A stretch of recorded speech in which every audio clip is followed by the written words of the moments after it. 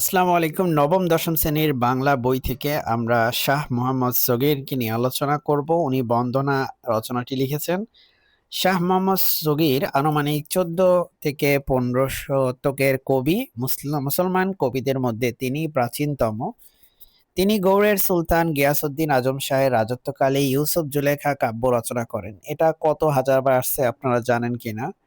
অবশ্যই জানার কথা। ইউসুফ জুলেখা কাব্য রচনা করেছেন শাহ মোহাম্মদ সগীর এবং তার কার পৃষ্ঠপোষকতায় বা কার উৎসাহে সেটা হচ্ছে গৌড়ের সুলতান গিয়াসউদ্দিন আজম শাহের আহ, আহ, পৃষ্ঠপোষকতায়। আপনি এবার মনে রাখতে পারেন গিয়াসউদ্দিন, সুলতান গিয়াসউদ্দিন আর হচ্ছে এই যে সগীর, দুইটার সাথে খুব মিল আছে। দেখেন, সুলতান গিয়াসউদ্দিন আর এখানে হচ্ছে সগীর।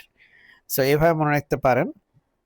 সতে সুলতান, গতে গিয়াসউদ্দিন, শাহ মোহাম্মদ সগীর। কাব্যটি পঞ্চদশ শতকের প্রথম দশকে রচিত হয়েছিল বলে অনুমান করা হয়।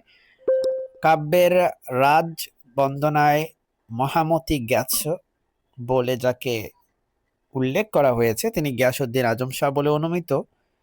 শাহ মোহাম্মদ সগীরের কাব্যে চট্টগ্রাম অঞ্চলের কতিপয় শব্দের ব্যবহার লক্ষ্য করে মোহাম্মদ এনামুল হক তাকে চট্টগ্রামের অধিবাসী বলে বিবেচনা করেছেন।